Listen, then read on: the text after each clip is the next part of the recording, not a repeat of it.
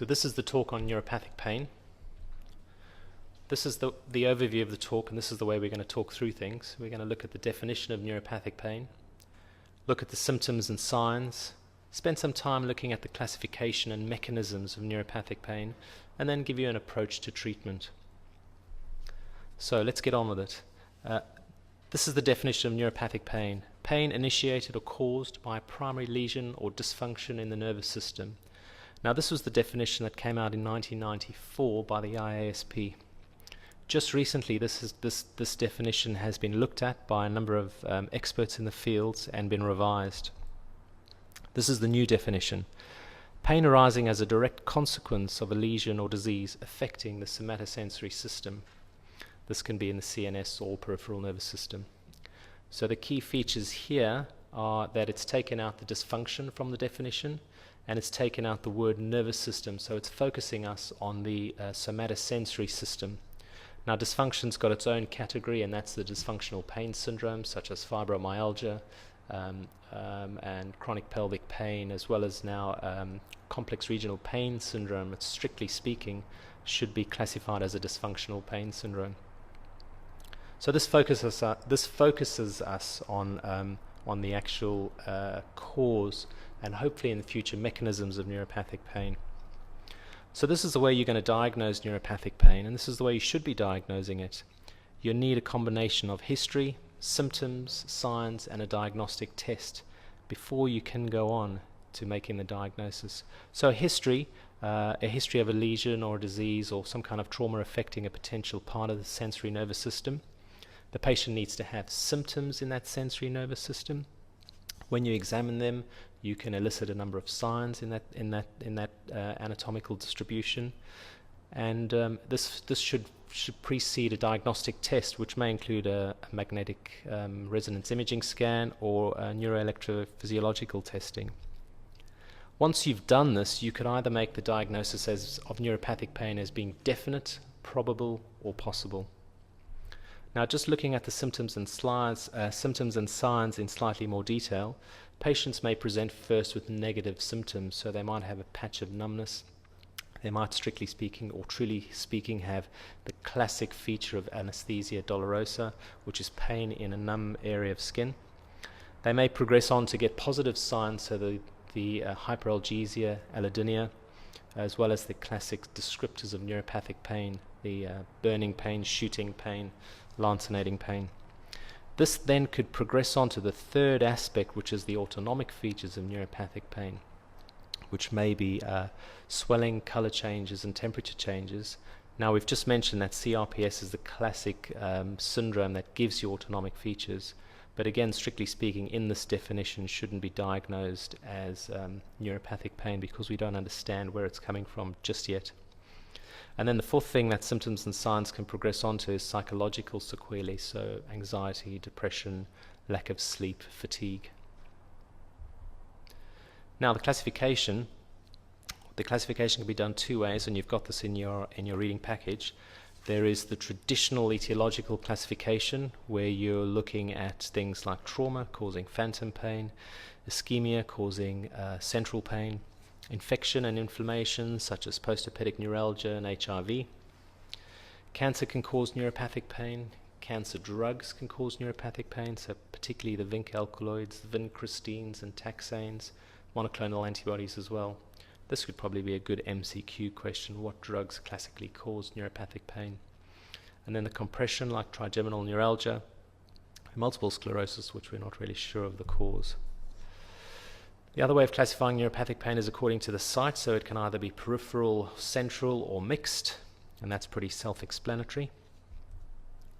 Now we're moving on to the mechanisms of neuropathic pain. We're going to spend some time going through this.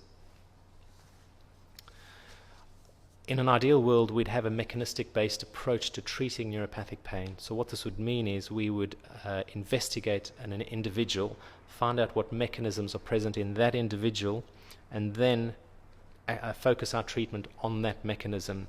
We haven't got there yet, and this is what we're aiming for. At the moment, we've just got a non-specific disease-based approach. Nevertheless, these are the mechanisms that we understand about. We're going to talk about them in the peripheral system and then in the central nervous system. So the first one in the peripheral system is peripheral sensitization. This could be considered ectopic firing of peripheral nerves that happen following an injury. Now, this theoretically or starts off as being reversible. So once the inflammatory mediators and inflammatory cytokines settle down, peripheral sensitizations should diminish and disappear. And this we see happening following surgery or acute trauma. But in some situations, this peripheral sensitization continues. There are a number of causes of the spontaneous firing in neuropathic pain. So the peripheral nerves fire spontaneously. This might be due to increase in subthreshold membrane oscillations of the A fibers. You might get some changes in membrane potentials of the dorsal root. You can get what's called cross-excitation between a number of nerve fibers, so cross-excitation between A fibers and C fibers.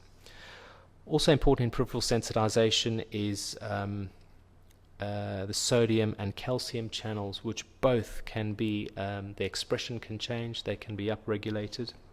They can also be reorganized. And as I've mentioned, calcium channels can undergo similar changes. So what happens is you've got all these changes that occur following an injury and inflammatory mediators, and this ultimately leads to the sensitization, which by definition, and we've discussed this before already, is an increased responsiveness of neurons to their normal input or recruitment of these neurons that respond to subthreshold inputs. And these partially damaged primary afferent neurons have an increased response to the normal input, as I've said. There's an increased level of basal activity. They've got lower thresholds. When they discharge, they've got suprathreshold responses. They have after discharges, the receptor fields expand, and even the stimulus response curve shifts to the left. So what that means is for a lesser stimulus, they get the same response. So let's move on to another peripheral mechanism, the collateral sprouting. Now, this essentially means that new nerves grow and connect, and sensory axons within the skin may connect into nearby denervated areas. There's not a lot of evidence to support this, and it may not be that significant. So let's move on. Sympathetic sensory coupling. This is something we've all heard about, and this is why classically we've done sympathetic blocks for patients with neuropathic pain. So-called diagnose whether there is a sympathetically maintained pain or the sympathetic system is integral to the pain in that particular person. However, I must warn you that there is not adequately controlled data for this to support the efficacy of this approach. So from my understanding is a lot of us are not doing as many sympathetic blocks, and it's certainly not part of my it's certainly not a big part of my treatment approach for patients. Let's move on. Inflamed nerve trunks. Now this is interesting. Nerva nivorum is the definition given to the connective tissue that surrounds nerves, and essentially this connective tissue that surrounds nerves is itself innervated and has nociceptors with multiple fields and branches. So damage to the nerves and inflammation around nerves could in fact affect the nerva nivorum and themselves lead to neuropathic pain. This is quite an interesting field. Right, let's move on to central mechanisms of neuropathic pain. So the first one is the spinal cord reorganization. Now this essentially is neuroplasticity. The spinal cord changes, the spinal cord reorganizes, undergoes neuroplastic changes. So to do this you need to understand the difference between the grey and white matter, which is pretty self-explanatory as you can see. And you'll probably remember from your primary days, in the grey, in the dorsal horn, there are a number of lamina, of which have been defined by Rexed, starting with the superficial laminas 1 and 2, working your way deeper down to the more distal laminas, which work their way all the way up to 10. Now, what happens is there is a number of changes that occur in these various Rexed's lamina. So, For example, following a nerve injury, or before let's take it a step back. Before this happens, the superficial layers are essentially have terminations of the A delta and C fibers, so in the superficial lamina of Rexed, whereas deeper down the A beta fibers, so the mechanoreceptors, terminate deeper down into the deeper layers of Rexed. So what happens is, following a nerve injury, as I'll show you in this diagram, the terminals of the C fibers tend to atrophy, and what happens is the A beta fibers sprout upwards from the deeper layers to the more superficial layers. So in effect, you get connections between the A beta mechanofibers and the nociceptor fibers, the C fibers. So what this means now is that the second order neurons, where they normally receive high threshold nociceptive sensory input, are now able to receive this low threshold A beta mechanoreceptor input.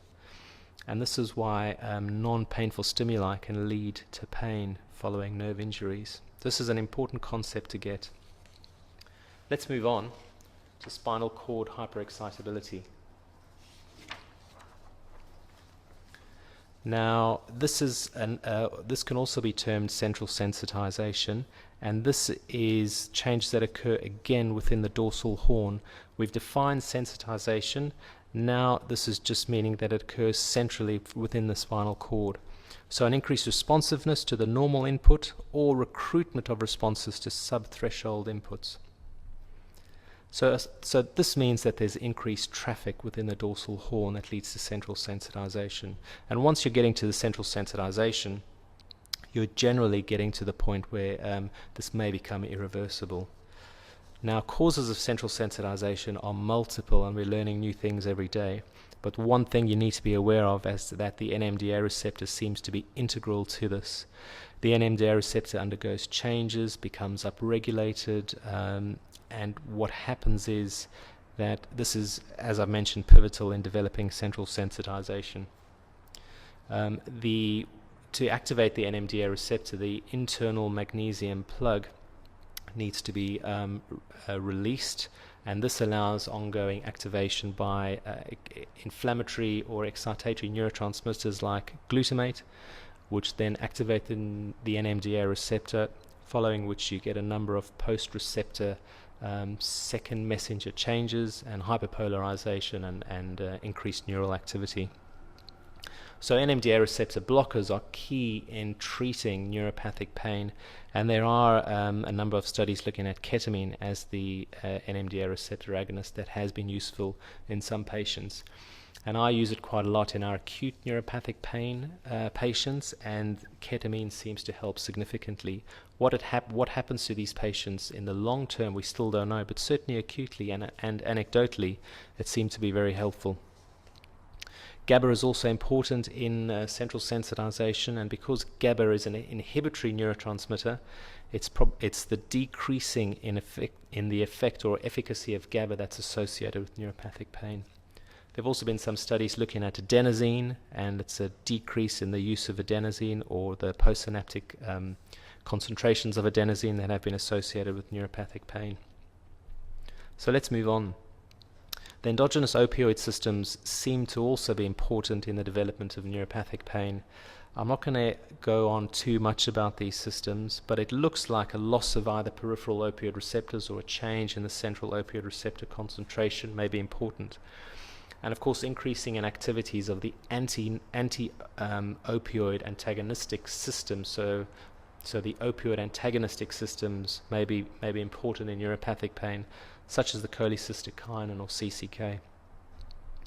Now, endogenous cannabinoids may be important in neuropathic pain, and that's because cannabinoids may be useful in the treatment of neuropathic pain. It might be that the endogenous cannabinoid system doesn't change that much following a nerve injury.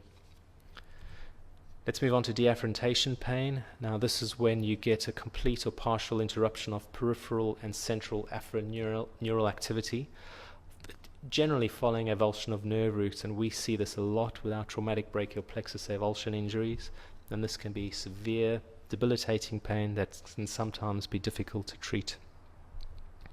Central disinhibition, we will talk about this in another topic. However, What this means is we're talking about diffuse noxious inhibitory control, so the descending modulation and the ability of descending pathways and fibers to inhibit pain. And there might be that there is a reduced ability for this descending modulation to act that leads to an increased expression or an increased risk of developing persistent neuropathic pain. I just want to make mention of GLIA and sensory motor mismatch. Now, GLIA are a very important topic, very topical at the moment, and examiners are going to love to quiz you about this, so you need to know about GLIA, and you'll find a good topic on GLIA at some point later in the course. Nevertheless, I just want you to be aware that GLIA is associated with the development of neuropathic pain, and we should be focusing on GLIA modulation in treating neuropathic pain, but we're waiting on more studies for this. I've also mentioned sensory motor mismatch, not important in all neuropathic pain syndromes. However, in syndromes such as the phantom limb pain, the sensory motor mismatch is vital in the development of post-amputation pain. So remember sensory motor mismatch as a potential cause or mechanism of neuropathic pain. Right, let's move on to the treatments. Now, what I'm giving you is a treatment approach to patients, because you will see a number of patients with neuropathic pain. The key points for you to get from this is that treatment is difficult. The numbers say that less than 50% of patients can gain a moderate reduction in neuropathic pain following all the treatment strategies we have. So those numbers are not very good. We currently use a symptom-based approach in treatment neuropathic pain, so they get on an algorithm and they just get treated no matter what the cause of the neuropathic pain is. And as I mentioned, we should ultimately be aiming for a mechanistic-based approach, and this may happen in the future, but at the moment we're back on our symptom-based approach. You should try and find the cause like anything and aim to treat the cause. So if somebody's got uncontrolled diabetes or difficult to control diabetes, you need to focus on the cause, and this may have implications in the neuropathic pain itself, and this makes sense. Consider all comorbidities for your patients, specifically the cardiac, renal, liver comorbidities, and how you pick your drugs depending on this. Consider the depression and how you're going to treat depression. Consider whether your patient's got any mood, sleep abnormalities, and how you're going to focus on treating this. And of course, consider what medications your patient's taking, as this may have implications in what you prescribe. So let's move on. Now, there are a number of excellent reviews on treatments and pharmacological approaches to neuropathic pain, and I've summarized key points for most of them, but nevertheless, the references are in your reading package, so you can further elaborate your reading if necessary. So first-line approach, treatment for neuropathic pain. The key points are to use multiple medications. Now, I'm not saying start off with using 5 medications, but use 1 or 2 and have a low threshold for adding in medications early. Give an appropriate trial of medications, and this I cannot stress enough.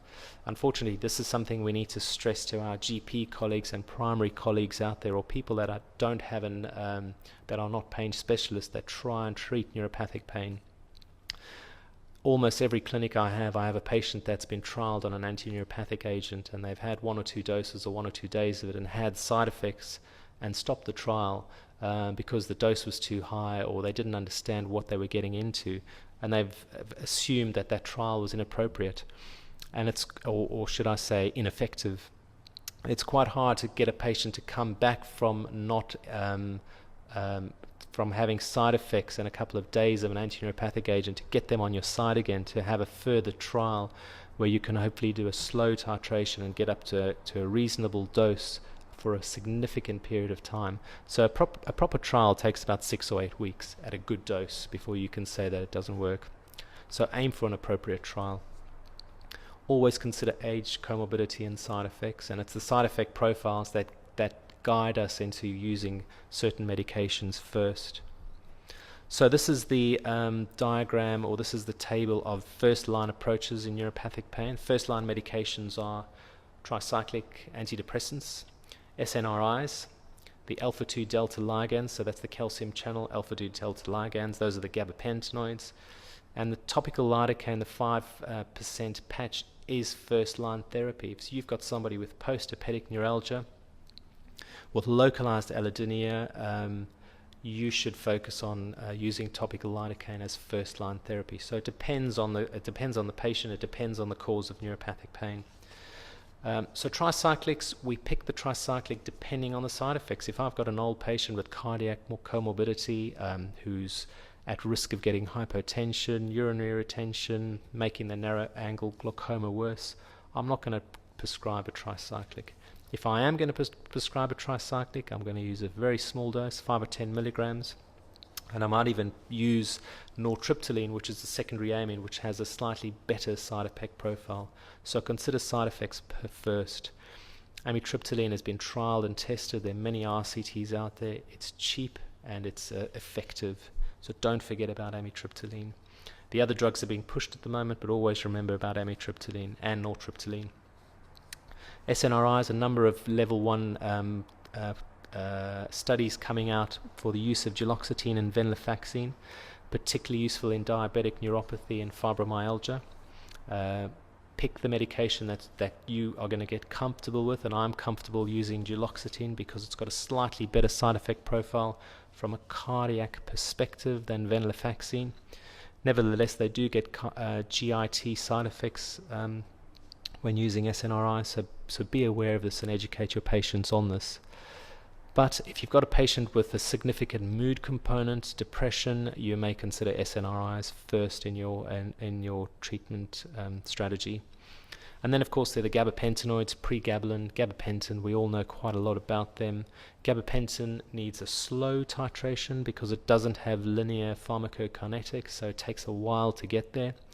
Whereas pregabalin, it's a lot easier to get there. The dosing's a lot easier as well. But I must stress that these are two completely different drugs. So if one drug doesn't work, it might be that another drug actually works for your patient. So that's the first-line treatment approach for neuropathic pain.